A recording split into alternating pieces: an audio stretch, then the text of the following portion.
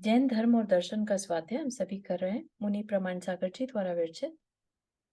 मंगलम भगवान वीरो मंगलम गौतम गणी मंगलम कुंद कुंदाद्यो जैन धर्मोस्तु मंगलम।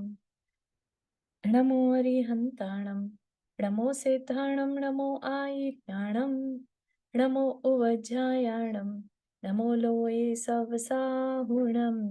पंच परमेष्ठी भगवान की जय। Everybody do the 9 times Namokar मंत्र।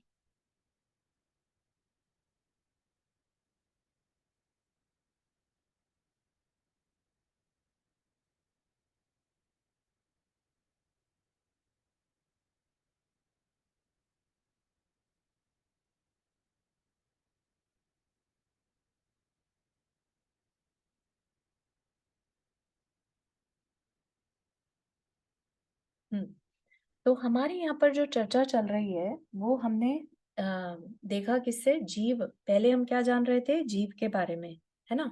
और आज हमारा जो नया टॉपिक शुरू होगा वो अजीव के बारे में। तो ये क्या है, मतलब क्यों हम जान रहे हैं ये सब कुछ, है ना। तो ये क्वेश्चन अंदर में आ सकता है, हो सकता है आप स्टार्टिंग से ना जुड़े हो इन क्लास से। तो थोड़ा सा आपको बैकग्राउंड दे दें कि जो हमारा पूरा यूनिवर्स है, राइट, वो या तो लिविंग बीइंग से बना है या नॉन लिविंग, करेक्ट। और इसके अलावा कुछ नहीं है। कुछ नहीं है इन द सेंस कि दो में सब कुछ को डिवाइड किया जा सकता है। तो जीव और अजीव, जो लिविंग है वो जीव, राइट, और जो नॉन लिविंग है वो अजीव, जिसमें जीवन नहीं है। ठीक। तो अजीव में हमने 5 जो एलिमेंट्स हैं उनको डाला, जो हमें सिखाया गया, जो हमें बताया गया शास्त्र में। उसमें ये बताया कि जो पूरा यूनिवर्स है उसका जो प्रोसेस है सब कुछ, वो लिविंग बीइंग और नॉन लिविंग से चल रहा है। तो लिविंग बीइंग क्या, जिसमें कि चेतना है, जो जानता है, जो सुख दुख का वेदन करता है ना, जो कर्मों को बांधता है, कर्मों के फल को भोगता है। तो ये सारी चीजें हमने समझी। अभी कुछ टाइम से हम समझ रहे थे जीव के बारे में। तो उसके अलावा जो ये नॉन लिविंग की बात करते हैं तो हमें वो भी तो जानना चाहिए ना। हमें पूरा साइकिल जानना है, हमें यूनिवर्स कैसे काम कर रहा है सब कुछ जानना है, राइट। तो उसी का एक बहुत बड़ा पार्ट हो गया अजीव तत्व। ठीक। अब जो इसके अंदर जो 5 एलिमेंट्स बोले वो क्या हैं, वो हैं पुद्गल, आकाश, धर्म, अधर्म और काल। ठीक है। हालांकि हमने पहले पढ़ लिया था, लेकिन क्योंकि ये क्लास शाम के टाइम मूव हुई है तो हो सकता है आप लोगों ने ये टॉपिक ना सुना हो, इसलिए थोड़ा सा रिवाइज कर रहे हो, ताकि आप लोग को इंटरेस्ट बना रहे कि हम पुद्गल के बारे में क्यों जान रहे हैं। ठीक। तो अजीव में 5 चीजें बता दी। 5 चीजों में सबसे पहला बताया पुद्गल, दूसरा आकाश, फिर धर्म, अधर्म और काल। तो ये क्या चीज है? पुद्गल तो अभी आपको स्क्रीन पे लिखा हुआ दिख रहा है, पुद्गल द्रव्य, तो उसके बारे में अपन ऑलरेडी स्टार्ट करेंगे पढ़ना, है ना। तो अपन थोड़ा सा आकाश, धर्म, अधर्म और काल को देख लेते ये क्या है। ठीक। तो आकाश क्या है? जो हमें स्काई दिखता वो नहीं। आकाश इज अ स्पेस। स्पेस आप ये देखिए कि एक कमरा है, राइट, एक रूम में चीजें रखी हैं, तो वो चीजें भी स्पेस को कवर कर रही हैं, राइट। हम कहते हैं ना कि अभी इसमें जगह नहीं बची, बोलते हैं ना। तो वो जगह मतलब स्पेस, आकाश। ठीक है। जो वो एम्प्टीनेस होती है जहां पर फिर हम चीजों को रखना शुरू कर देते हैं, तो वो जो एम्प्टीनेस है वो है स्पेस, आकाश। ठीक है। तो वो होता है, उसकी एक क्वालिटीज है, वो सबको जगह देता है, इसलिए उसको भी एक द्रव्य कहा। ठीक है। उसको ऐसा मत मानिए कि कुछ होता ही नहीं है, एम्प्टी है तो एम्प्टी है। एम्प्टी के एम्प्टी रूम में भी क्या है? आकाश द्रव्य है। ठीक है। तो आकाश जो सबको जगह दे, आप वहां जाके दुनिया भर का कितना भी सामान रख सकते हैं, वो सबको जगह देता चला जाएगा। ठीक। फिर है धर्म और अधर्म द्रव्य क्या है? तो जैसे हम कुछ भी मूव करते हैं, ठीक है? हम चलते हैं, हम बैठते हैं, नहीं बैठना तो नहीं आएगा, चलना, मूव करना, ठीक? हमने एक बुक को एक जगह से उठा के दूसरी जगह रखा, कुछ भी काम करते हैं, तो वो जो मूवमेंट है, वो किस वजह से पॉसिबल हो पा रही है? कभी आपने सोचा कि ऐसा भी तो हो सकता था कि हम उठाना चाह रहे हैं और वो उठ ही नहीं रही है ना? कुछ ऐसा है जो हम जो करना चाह रहे हैं, मूवमेंट करना चाह रहे हैं, वो कर पा रहे हैं, राइट? ऐसी पॉसिबिलिटी भी तो हो सकती थी, ऐसा हो सकता है कोई जगह ऐसी हो जहाँ हम कुछ करना चाह रहे हैं और वो चीज़ उठ ही नहीं रही है। जैसे आप कह सकते हैं जिस तरह से ग्रेविटी काम करती है। ग्रेविटी के कारण आप कुछ फेंकते हैं तो नीचे की तरफ आता है, राइट? सोचिए ग्रेविटी होती नहीं तो? इसी तरह से हम ध्यान नहीं देते लेकिन एक ऐसा द्रव्य है जिसकी वजह से हम चीज़ों को उठा पाते हैं। अगर वो द्रव्य ना हो तो हम चीज़ों को या खुद मूव नहीं कर सकते थे। उस मूव कर पाने की जो प्रोसेस है उसमें जो द्रव्य या एलिमेंट हमें सपोर्ट करता है वो उसे हम धर्म द्रव्य कहते हैं, ठीक है? और एक है जो हम लेट से हम चलने लगे और चलते ही चले जा रहे हैं, लेकिन अभी पॉसिबिलिटीज क्या होती है, हमने सोचा और हम रुक गए, हमारा मन किया, हमने बुक को जहाँ रखना था हमने रख दी। अब ऐसा नहीं कि बुक नीचे गिरी चली जा रही है ना? एक जगह पर जहाँ रखी थी वहां रख पाए। तो ये किस वजह से कर पाए? ये अधर्म द्रव्य के कारण। अधर्म द्रव्य एक ऐसी यूनिवर्सल फोर्स है जो जिसके एग्जिस्टेंस के कारण हम रुक पाते हैं, ठीक है? तो ये धर्म द्रव्य अधर्म द्रव्य दिखता नहीं है लेकिन ये फोर्स होती है, ठीक है? तो हम ये दोनों काम कर पाते हैं, हम चल भी पाते हैं और हम रुक भी पाते हैं। अगर ये दो द्रव्य ना हो तो ना तो हम चल पाएंगे और ना रुक पाएंगे। जैसे एक मछली के लिए जल, वाटर जो है वो एक तरह का मीडियम है ना? तो ये भी एक तरह का मीडियम है हमारे वॉक करने के लिए, रुकने के लिए, दोनों चीजें जरूरी हैं। तो धर्म अधर्म द्रव्य जो है बहुत बड़ा रोल प्ले करता है हमारी लाइफ में। अलग बात है कि हमें उस चीज का रियलाइज नहीं हो पाता, है ना? ये सारी चीजें जानने के बाद हमारे अंदर अहंकार भी कम होगा। हम ये सोचे कि हम ही सब कुछ कर रहे हैं, ऐसा नहीं है। बाकी द्रव्यों का भी हमारे ऊपर उपकार है ना? और यही कारण है कि हम जब सिद्ध बनते हैं तो आत्मा जो है, जीव सिद्ध शिला तक जाकर रुक जाता है। उससे ऊपर क्यों नहीं जाता? क्योंकि उसके ऊपर धर्म अधर्म द्रव्य नहीं है, ठीक है? तो लोक का जो नक्शा आप देखते हैं, एक जो एक कहते हैं ना कि आपने बहुत ज्यादा जगहों पर देखा होगा सिंबल, जैन सिंबल है ना, जिसमें कि 3 लोक दिखाए जाते हैं, अपर लोक, मीडियम लोक एंड लोअर, जहां पर नारकी रहते हैं, राइट? तो उसके बाहर भी आकाश तो है, राइट? उसके बाहर भी हर चीज को जगह दे सकते हैं लेकिन धर्म अधर्म द्रव्य नहीं होने के कारण कुछ भी वहां पर, चाहे जीव चाहे अजीव, नहीं जा सकता, चल ही नहीं सकता। देखते हैं आप कितनी बड़ी पावर है ये धर्म अधर्म द्रव्य, ठीक? और फिर लास्ट बचता है काल। काल क्या करता है? काल के जो पार्टिकल्स होते हैं ना, काल द्रव्य के पार्टिकल्स पूरे लोकाकाश में फैले हुए हैं, जिसकी वजह से चीजें पुरानी हो पाती हैं, परिणमन चेंजेस आ पाते हैं। अदरवाइज अगर ये पावर ना होती तो हमने जब एक चीज बना दी तो बना दी, काम खत्म। अब उसको डिग्रेड क्यों होना है? वो डिग्रेड होता है क्योंकि ये प्रकृति का नियम बन गया, परिवर्तन। और ये परिवर्तन क्यों होता है? काल द्रव्य की वजह से। इसी वजह से जो है, आप देखिए, पतझड़ आती है, फिर नए पत्ते आ रहे हैं, सब कुछ बदलता जा रहा है, नथिंग इज फिक्स्ड, है ना? किस वजह से? काल द्रव्य की वजह से।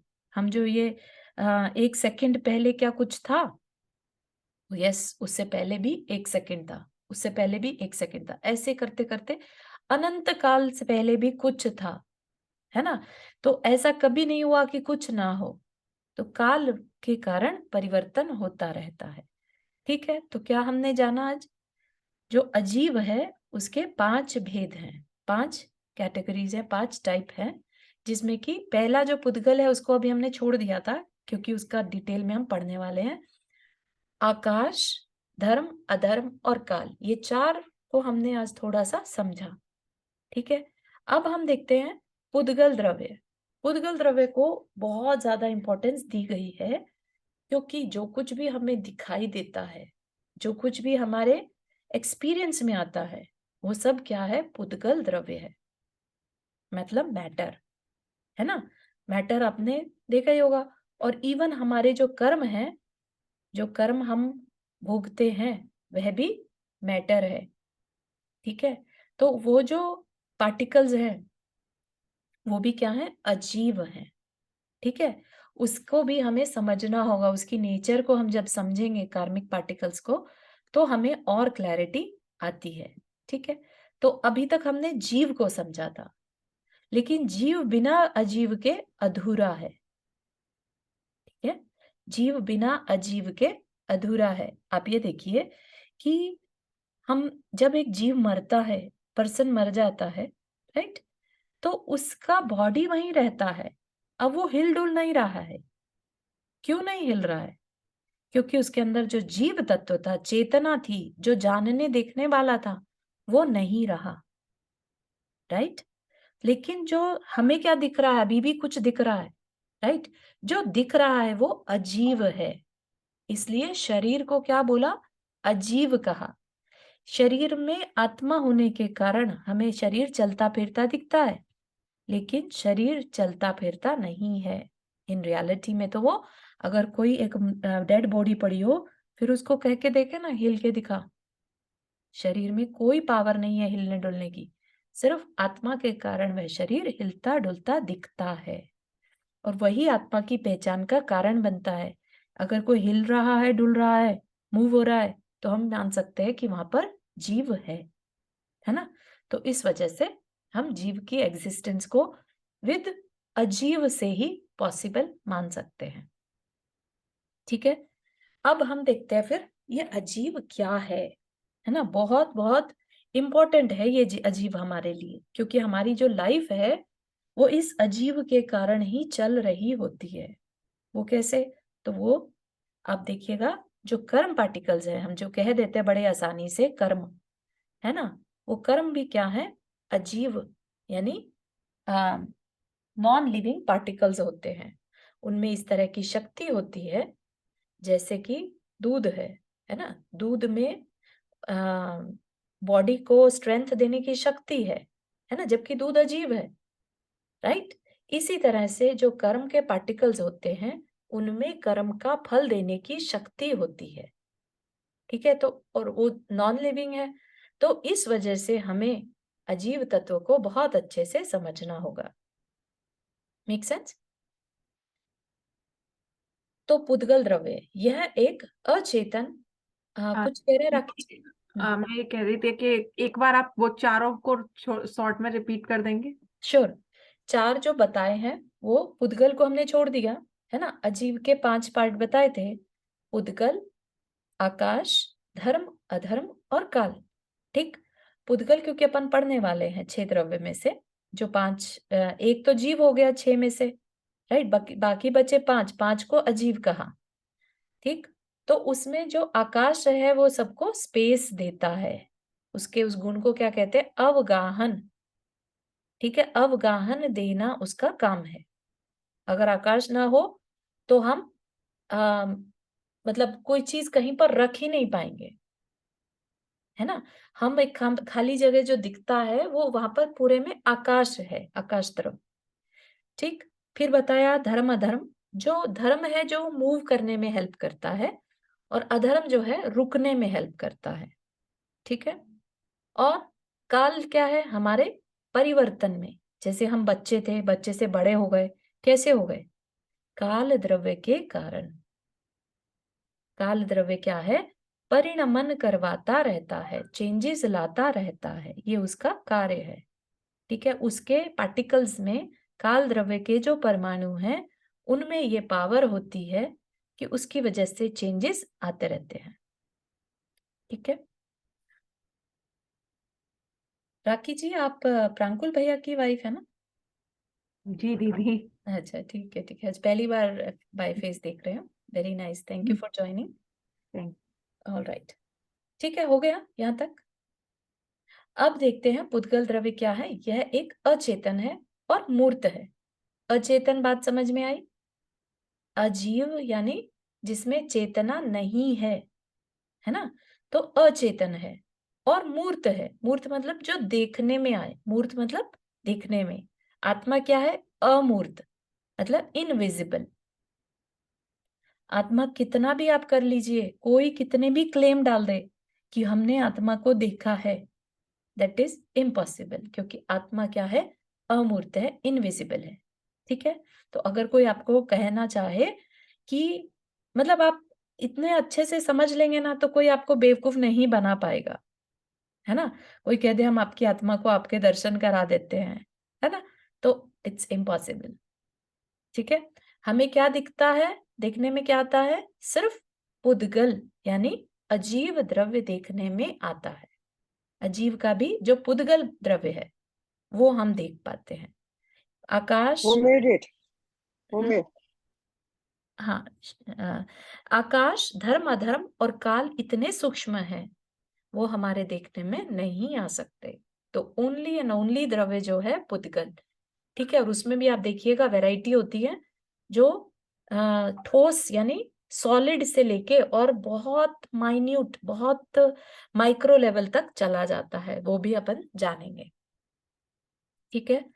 तो अन्य दर्शनों में, अन्य दर्शन मतलब अदर फिलॉसफीज में, यह भूत तथा आधुनिक विज्ञान में इसे मैटर अथवा एनर्जी के नाम से जाना जाता है।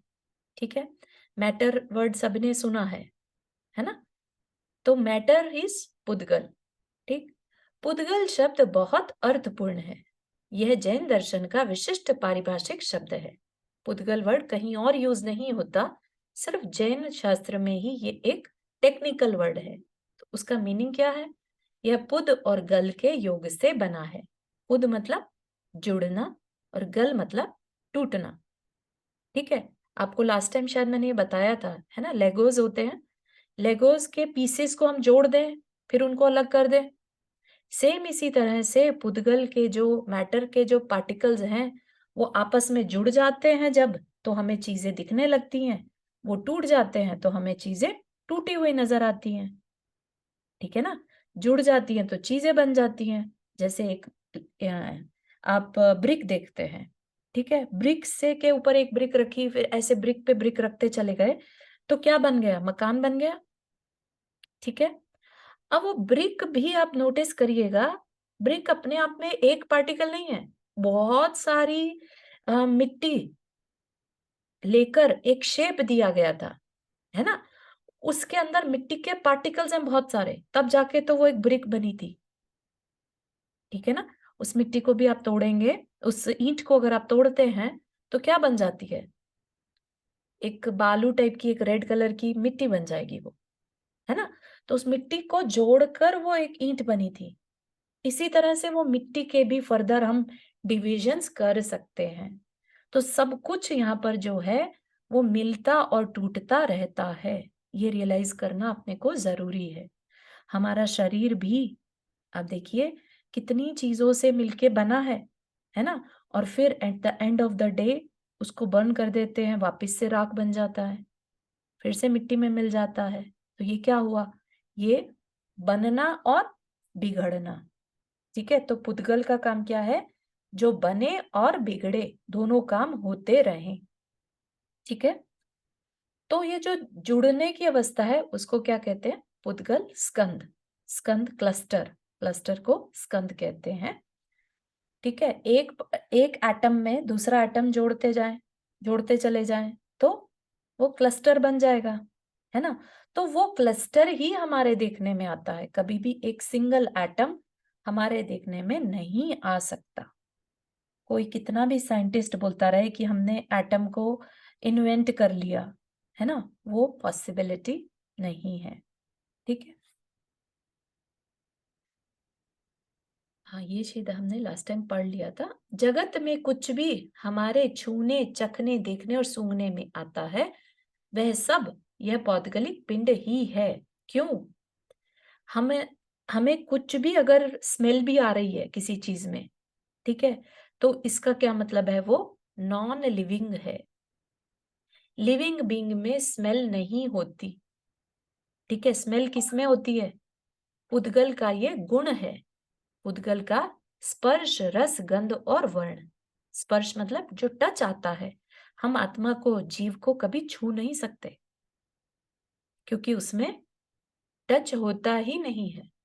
टच किस में होता है? पुद्गल में होता है, ठीक है।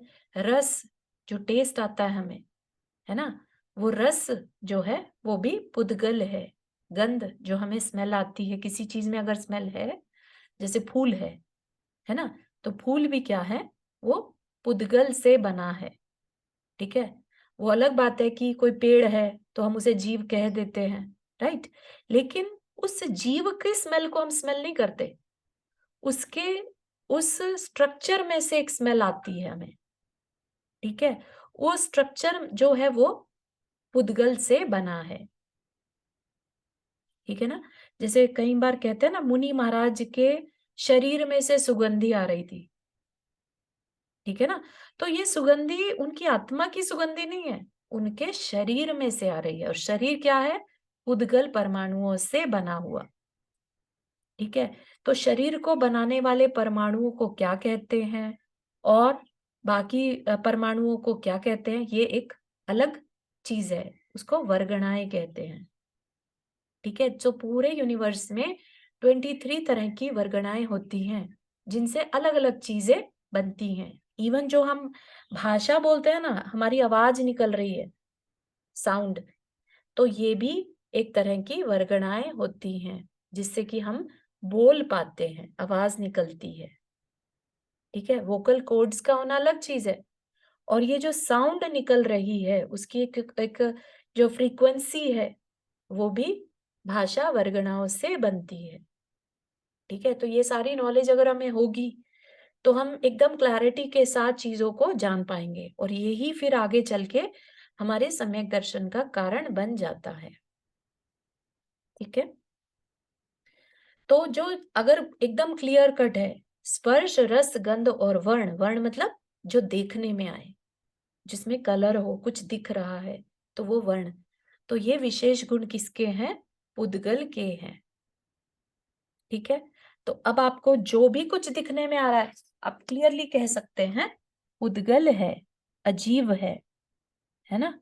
क्योंकि जीव जो है कभी दिखने में नहीं आता, उसका कोई आकार नहीं है, वो अमूर्तिक है, ठीक है। उसमें ना तो कोई रस है, ना स्पर्श है, ना गंध है, ना वर्ण है, ठीक है। तो ये क्लैरिटी बहुत अच्छे से आनी चाहिए। ऐसा कोई भी पुद्गल नहीं जिसमें स्पर्श, रस, गंध, वर्ण ये चारों गुण न पाए जाते हों।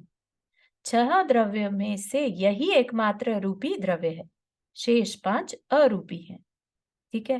तो 6 द्रव्य कौन कौन से हो गए? कोई बताना चाहेगा? आप म्यूट पर है राखी जी। आकाश, धर्म, अधर्म, काल और अजीब। हाँ, अजीब नहीं, 6 द्रव्य में आप एक बार फिर से नोट करिए, 6 द्रव्यों के नाम लिखिए, है ना। जीव, पुद्गल, आकाश, धर्म, अधर्म एंड काल।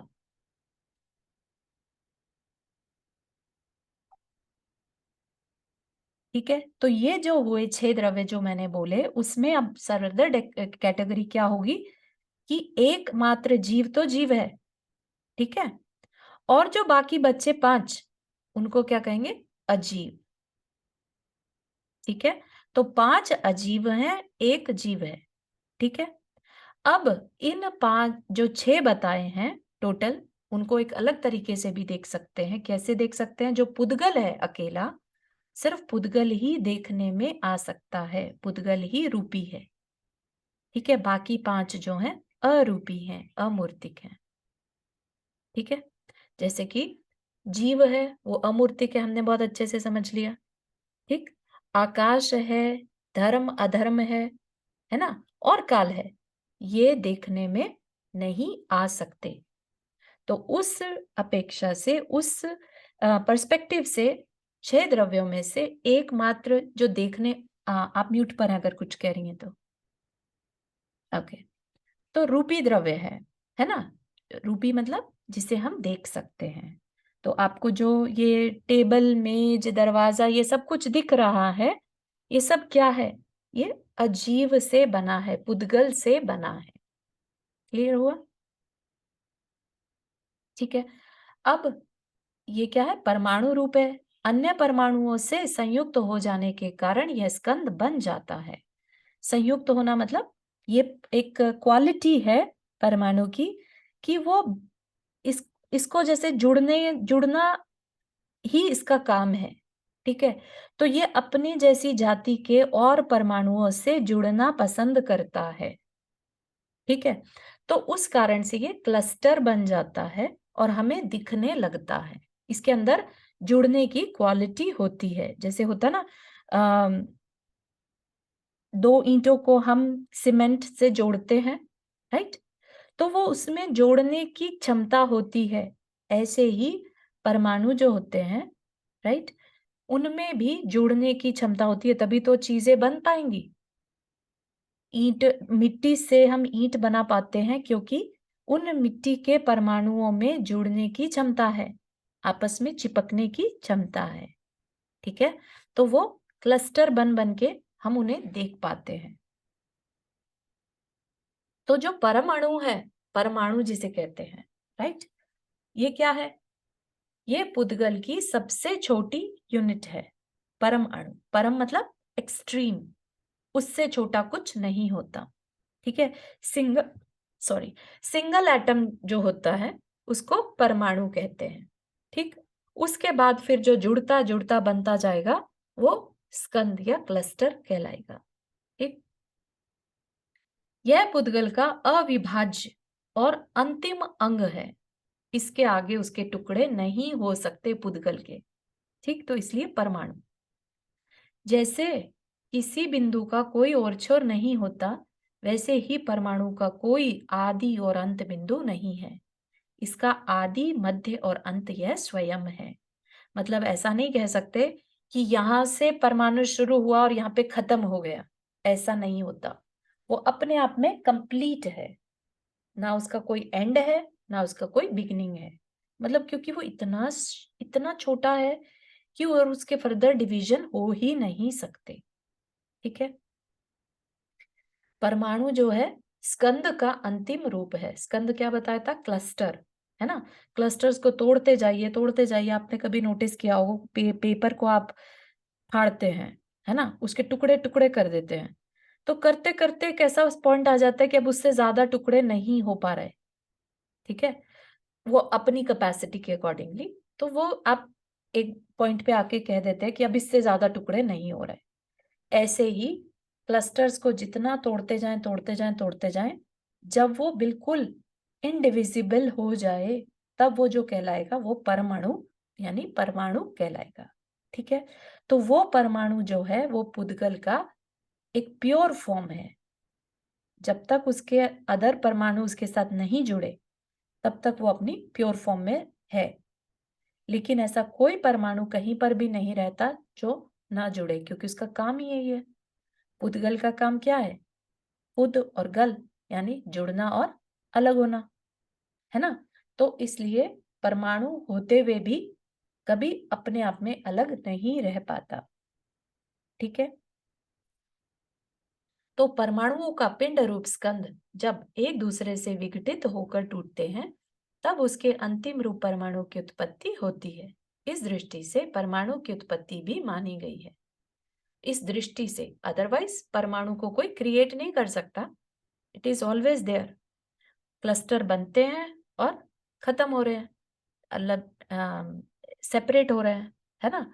तो it's just changing the form, है ना। आज हमारा बॉडी का फॉर्म कैसा है, कल को कोई और बॉडी ले लेंगे तो कुछ और फॉर्म बन जाएगा, है ना। ऐसा होता है ना कि हमने कॉटन का फूल लिया और उसका धागा बना दिया, तो क्या कॉटन के जो पार्टिकल्स थे वो खत्म हो गए? नहीं, हमने उसकी शेप चेंज कर दी, है ना। तो पार्टिकल्स आर स्टिल देयर। तो परमाणु और जो स्कंद है वो स्टिल देयर, सिर्फ उसका फॉर्म चेंज हो गया। ठीक है, तो परमाणु को कोई नष्ट नहीं कर सकता, उसका सिर्फ फॉर्म चेंज होता है। ठीक है, आकाश के जितने हिस्से, हाँ, यह एक प्रदेशी होता है। कौन एक प्रदेशी होता है? परमाणु। एक प्रदेश का यहाँ पर क्या मतलब है? एक प्रदेश का मतलब होता है जैसे कि लोक है ना, या मान लीजिए आपका पेपर है, बुक में पेपर है, राइट? पेपर में आपने एक डॉट लगाया, राइट? तो वो डॉट कह लीजिए एक प्रदेश है, उसमें एक परमाणु आ गया। ठीक है, तो एक परमाणु जितनी जगह घेरे, जितनी जगह ऑक्यूपाई करे आकाश के, उसको क्या कहते हैं? प्रदेश। ठीक है, तो ये उत्तर प्रदेश वाला टाइप से प्रदेश नहीं है, राइट, जिसको हम जगह के वो लेके कहते हैं, लेकिन हाँ, जगह से ही रिलेटेड है कि एक परमाणु जितनी जगह घेरता है वो बहुत टीनी टाइनी है, राइट? तो एक परमाणु एक प्रदेश को ही घेरता है, एक प्रदेश जितनी जगह ही लेता है। ठीक है, तो ये प्रदेश क्या हो गया? आकाश की सूक्ष्मतम इकाई है। तो आकाश जो आपको बताया अभी हमने, है ना, कि आकाश क्या है? जहां सबको जगह मिलती है। ठीक है, तो हर एक चीज को जगह मिल रही है, तो परमाणु को भी जगह मिलेगी। तो परमाणु जितनी जगह घेरे, क्योंकि परमाणु सबसे टाइनीएस्ट यूनिट है, तो वो सबसे छोटी इकाई जितना जगह ही घेरेगा, इसलिए क्या कहा? परमाणु एक प्रदेशी होता है। ठीक है, तो आप अपने इमेजिन भी नहीं कर सकते, इतना छोटा वो स्पेस होता है। तो आकाश की सूक्ष्म इकाई क्या है? प्रदेश। तो परमाणु एक प्रदेशी एक ही प्रदेश में जगह लेता है। ठीक है, जैसे अपन मापते किससे? इंचेस में, फीट में, 1 फुट जगह 1 स्क्वायर फुट, है ना? लेकिन अगर परमाणु को जगह लेनी हो तो एक प्रदेश के बराबर, और प्रदेश क्या है? आकाश की सूक्ष्मतम इकाई है, सबसे छोटी यूनिट। तो आकाश के जितने हिस्से को एक पुद्गल परमाणु घेरता है वह प्रदेश कहलाता है। प्रत्येक पुद्गल परमाणु में क्या होता है? हमने अभी क्या जाना था? स्पर्श, रस, गंध, वर्ण, 4, है ना? अब उनकी थोड़े से फर्दर डिवीजन करके बता रहे हैं कि किस तरह का स्पर्श होता है। स्निग्ध, स्निग्ध मतलब सॉफ्ट, एक कह लीजिए ग्लॉसी, जिसे कहते हैं ना स्निग्ध, दूध है जैसे, उसमें चिकनाई रहती है ना, तो स्निग्ध। रुक्ष मतलब ड्राई, मैट फिनिश के साथ, राइट? शीत, ठंडा, और उष्ण, हम छूते हैं तो ये 4 ही तरह के, 4 में से कोई 2 स्पर्श पॉसिबल है। कोई चीज या तो ड्राई होगी या गीली होगी, चिकनी होगी, है ना? कोई चीज या तो ठंडी होगी या गर्म होगी, तो दोनों में से 4 में से कोई 2 स्पर्श पॉसिबल है। फिर रसों के बारे में बता रहे हैं। खट्टा, मीठा, कड़वा, कसैला और तिक्त। ठीक है, ये 5 मेन रस हो गए। अब इसके अलग बात है कि खट्टे की कैटेगरीज अलग हो सकती हैं, बहुत कम खट्टा भी हो सकता है और ज्यादा खट्टा भी हो सकता है, लेकिन मेन जो टेस्ट है ये 5 ही कहलाएंगे। ठीक है, फिर काला, पीला, लाल, सफेद और नीला, ये जो है फंडामेंटल कलर्स कहलाते हैं। ठीक है, इन 5 में से कोई एक रंग होगा। और सुगंध या दुर्गंध, ये गंध के भेद बता दिए। ठीक है, तो इस तरह से पुद्गल की हमें विशेषताएं बताई जा रही। वैज्ञानिक जिस परमाणु के अनुसंधान में रत हैं, ठीक है, वैज्ञानिक एक चीज है एटम, उसको परमाणु कहती है। एटम बॉम्ब बनाया था, राइट, परमाणु बम, तो उसके रिसर्च में लगी है, राइट। लेकिन जैन दर्शन क्या कहता है कि परमाणु जैसी चीज को साइंटिस्ट कभी रिसर्च कर ही नहीं सकते, क्योंकि वो जिस चीज के पीछे पड़े हैं वो नहीं चाहते हुए भी क्लस्टर है। ठीक है, जिसे कहते हैं ना एनर्जी, एनर्जी क्या है? इलेक्ट्रॉन प्रोटॉन की से बनी हुई एनर्जी की परिभाषा यही है ना, इलेक्ट्रॉन प्रोटॉन से बनने वाली। तो वो एक तरह के क्लस्टर ऑफ मॉलिक्यूल्स है। वो कितना भी कहते रहे कि हमने परमाणु बना दिया या परमाणु देख लिया, ऐसा नहीं पॉसिबल है। ठीक है, तो जैन दर्शन के अनुसार इसमें से कोई भी कण परमाणु या मौलिक कण नहीं है। उन्हें व्यवहार परमाणु कहा जा सकता है, वास्तविक नहीं। व्यवहार मतलब कह लो आप परमाणु, आपने परमाणु बॉम्ब बना दिया है ना, लेकिन वो कोई एक सिंगल एटम हो ऐसा नहीं है, राइट? ऐसा एटम जिसका कि फर्दर डिवीजन ना हो सकते हो, राइट? जैन दृष्टि से परमाणु वह मूल कण है जिसमें कोई भेद या विभाग संभव नहीं है। परमाणु पुद्गल की अंतिम इकाई है, इसे अविभागी कहा गया है।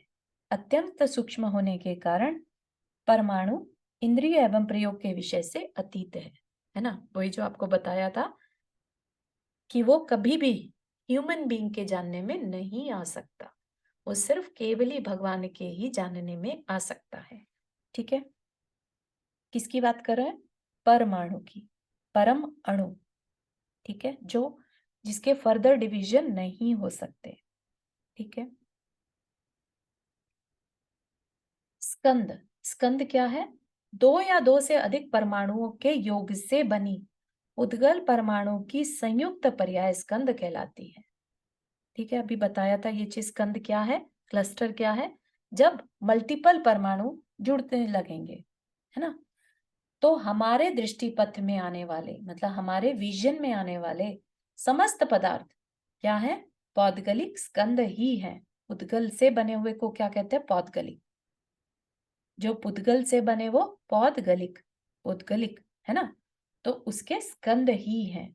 स्कंद 2, 3 आदि संख्या, 2, 3 से लेकर कितने अनंत प्रदेशी तक हो सकता है।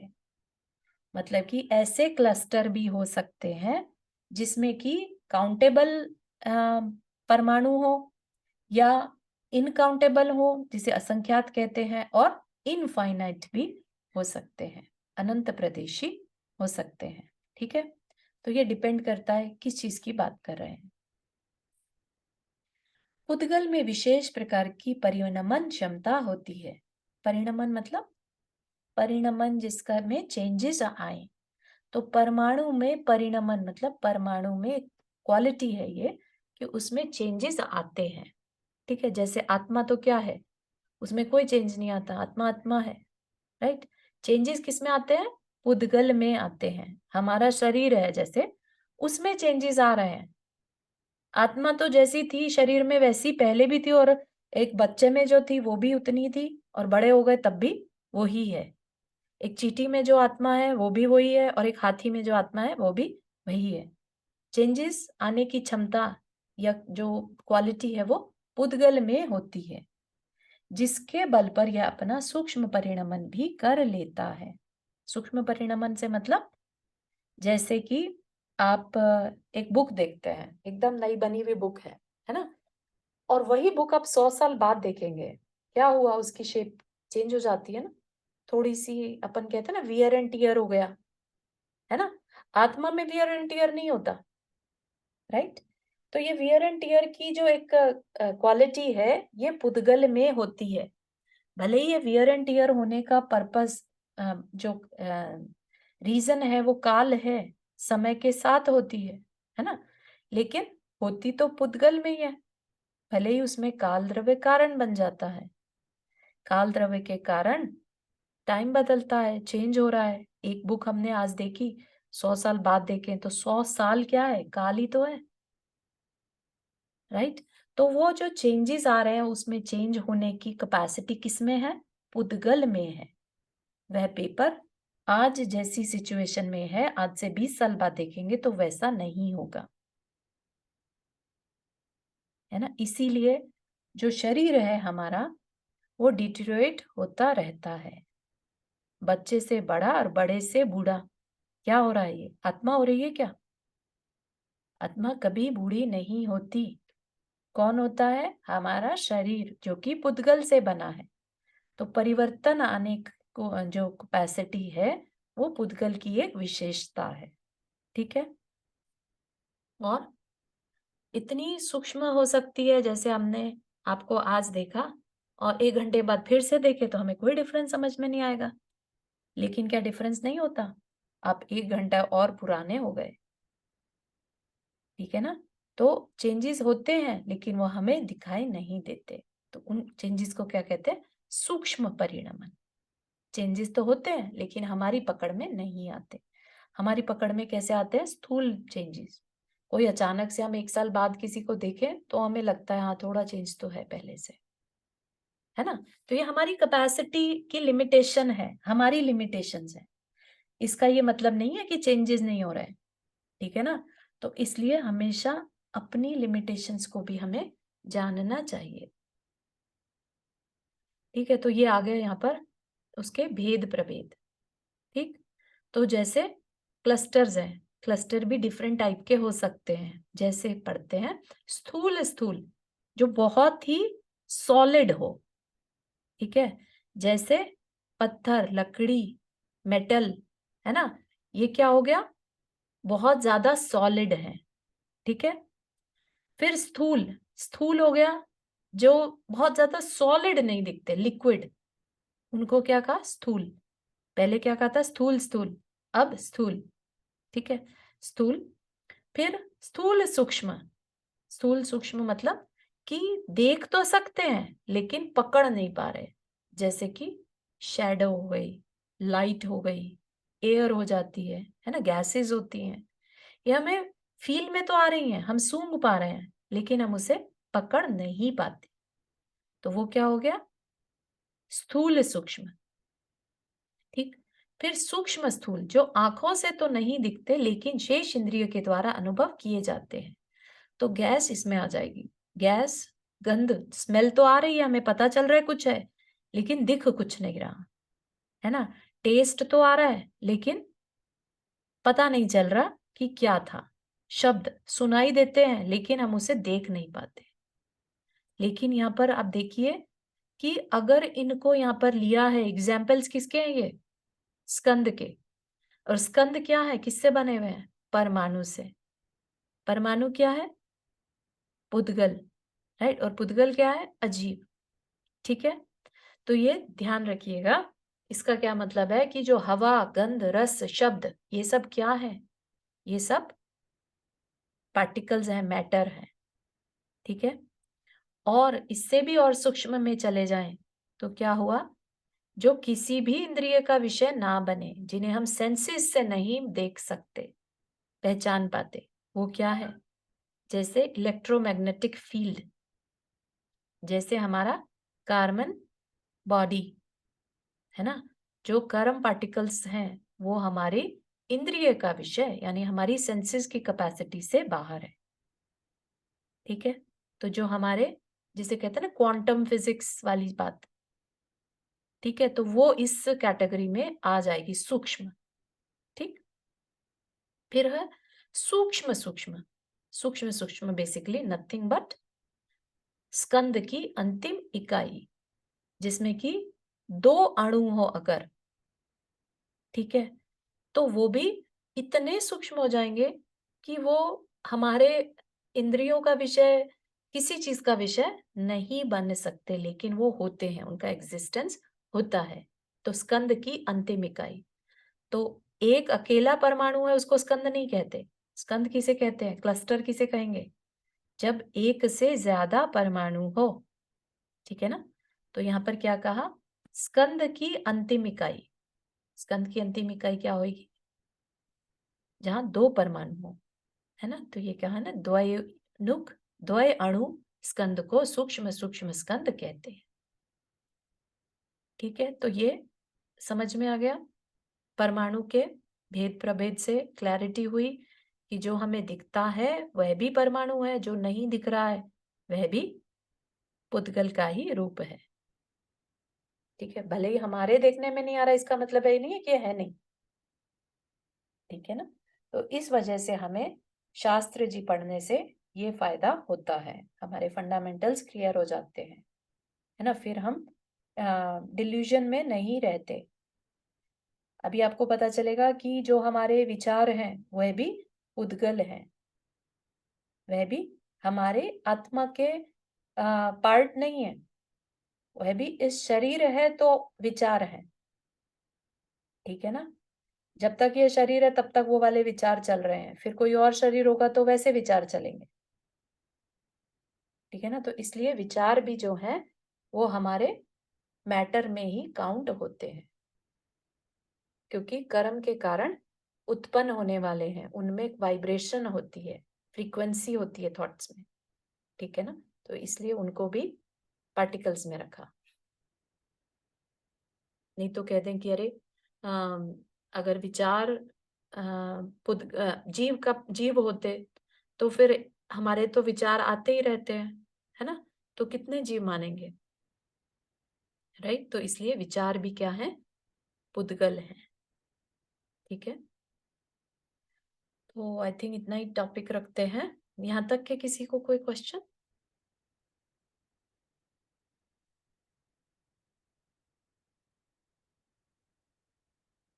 हाँ, क्लियर हो रहा है? टॉपिक क्लियर हो रहा है? समझ में आ रहा है? फील फ्री टू आस्क, है ना, since it's a very basic class. और अगर कुछ भी आपको थोड़ा डिफिकल्ट लगता है तो आप पूछ सकते हैं, है ना?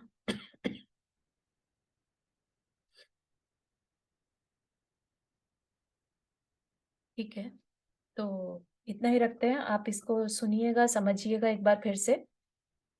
दोबारा से अपन क्लास को कंटिन्यू करेंगे तो उससे पहले थोड़ा सा रिवीजन कर लीजिएगा।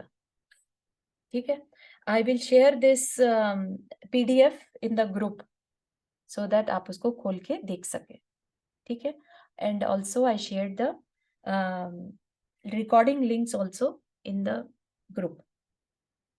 ठीक है, चलिए जिनवानी स्तुति। जावाणी के ज्ञान से सूझे लोकालोक, सो वाणी मस्तक धरो सदा देत हूँ दोख। हे जिनवाणी भारती तो ही जपो दिन रैन, जो तेरा शरण आ गई सो पावे सुख चैन। 9 बार नमो करमन।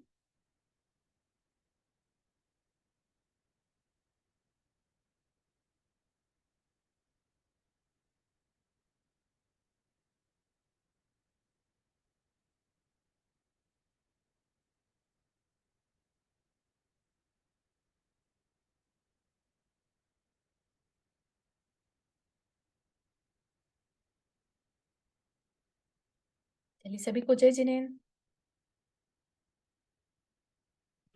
जय जिनेन्द्र। जय जिनेन्द्र।